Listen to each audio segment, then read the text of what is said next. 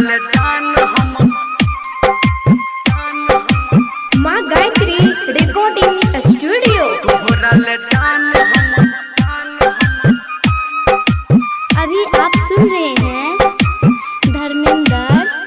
निर्मलिया को। तोहरा ले जान हम हकन लोर कहानी हे गे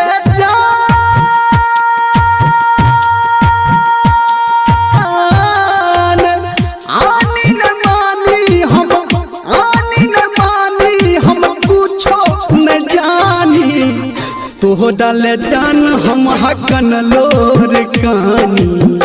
तोहरा ले जान हम हकन लोर कानी आनी न मानी हम पूछो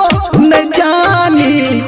तोहरा ले जान हम हकन लोर कानी तोहरा ले जान हम हकन लोर कानी तोहरा ले जान हम हकन लोर कहानी तोहरा ले जान हम हकन लोर कहानी तोहरा ले जान हम तोहरा ले जान हम DJ good Madhubani, DJ good Madhubani. हकन लोर कहानी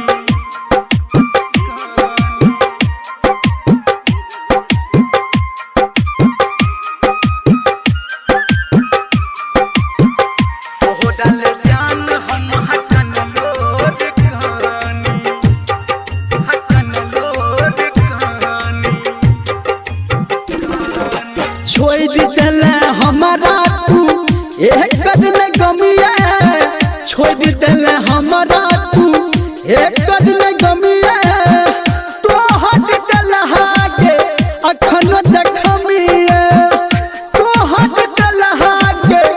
अखन जखमिया हम अपराधी छी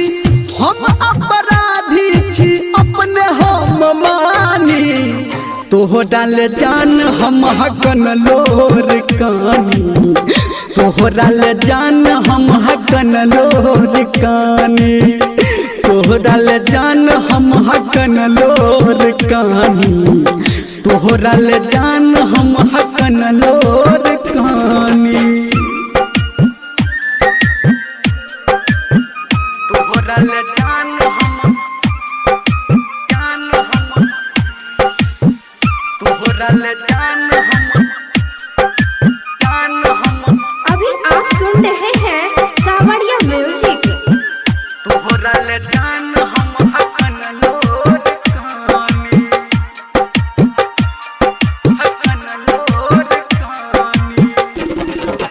याद आबैया जब मीठ मीठ बोली याद आबैया जब तोहर के बोली दिल पे चला दैए हमारा के गोली दिल पे चला दैए हमारा के गोली कहो धर्मेंद्र गे कहो निर्मलिया गे सुन के रानी तोहरा ले जान हम हकन लोर कानी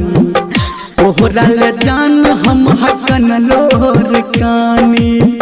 तोहरा ले जान हम हकन लोर कानी तोहरा ले जान हम हकन लोर कानी।